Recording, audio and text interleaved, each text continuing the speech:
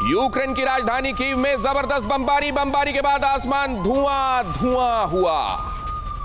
राजधानी कीव में चारों तरफ छाई गहरी धुंध। लोगों को सांस लेने तक में आ रही हैं दिक्कतें। बमबारी के बाद आसमान में विजिबिलिटी बेहद लो, टेम्परेचर माइनस में, धुआं धुआं, और ये धुआं और साथ में फॉग मिलकर बना रहे हैं स्मॉग, और वहां कुछ भी देखना दूभर। ये देखिए वहां की इमारतें, ये दिन के समय, प्रखर दोपहर के समय आप देख रहे हैं वहां की तस्वीरें, और इसमें तक दिखना मुहाल है। ये हाल है वहां के आसमान का। लेकिन अब जरा ये समझें कि कीव क्यों है अब तक रूस की पहुंच से इतना दूर। उसके पीछे वजह क्या है? कीव पर कब्जा भूल जाओ। युद्ध के 24वें दिन भी रूस का कब्जा क्यों दिखाई नहीं दे रहा है? इसके पीछे वजहें क्या हो सकती हैं? क्या इसके पीछे पुतिन की सेना यहां कब्जा जमाने में ही नाकाम साबित हुई है? क्या पुतिन की सेना इतनी प्रोफेशनल नहीं है कि 24 दिन बाद भी यूक्रेन, जो कि माइट और स्ट्रेंथ में उससे कहीं कहीं कमजोर है, वहां पर जाकर सेना उस पर कब्जा नहीं कर पा रही है? पुतिन के दिमाग में कीव पर कब्जे को लेकर एक्चुअली चल क्या रहा है? क्या कोई डिकोड कर पा रहा है? क्या कीव पर कब्जा ना करना पुतिन की कोई रणनीति है, और इसी स्ट्रैटेजी के तहत वो दिखा तो ये रहे हैं कि हम अभी तक पहुंच नहीं पाए, वो जानबूझकर उस जगह को छूना नहीं चाह रहे हैं क्या?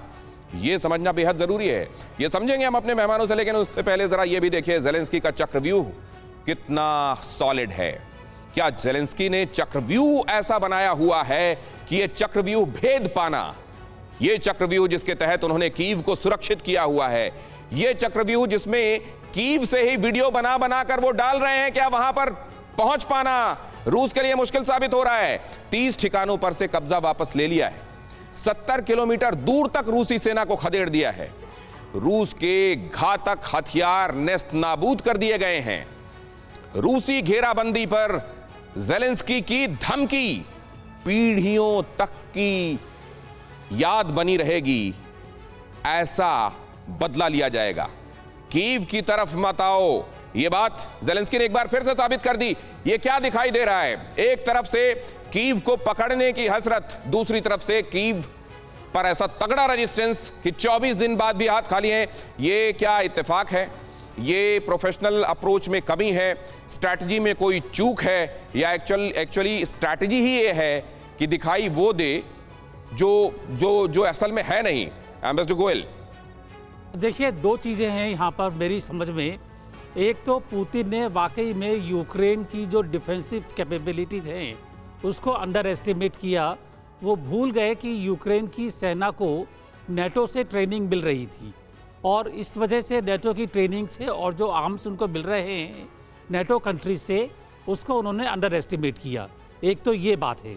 दूसरी बात ये है कि कीव के अंदर जो सिचुएशन अभी है, शहर के अंदर वहाँ पर जो उनके नागरिक थे पहले, वो वहाँ पर डिफेंस संभाले हुए हैं, और डिफेंस संभालने में जब इस तरह का अर्बन वॉरफेयर होता है तो बड़ा स्लो हो जाता है ये। और तीसरी चीज़ ये है कि जो एंटी टैंक मिसाइल्स वगैरह दिए हैं यूएसए ने यूक्रेन को, अब उनका बड़ा कामयाब इस्तेमाल वहाँ पर हो रहा है, जिसकी वजह से रूसी की सेना अटक गई है ये। तो ये सब देखते हुए कोई ये नहीं है कि रूस ने पहले सोचा हो कि आराम से सीज करेंगे फिर उसके बाद में देखा जाएगा। युद्ध जितना लंबा छिड़ेगा उतनी ही ज़्यादा दिक्कत अब रूस को होने वाली है। ये युद्ध जितना लंबा चलेगा दिक्कतें उतनी बढ़ती जाएंगी, और ये दिखाई देने लगा है। परवाह देश की, सोमवार से शुक्रवार रात 10 बजे TV9 भारतवर्ष पर।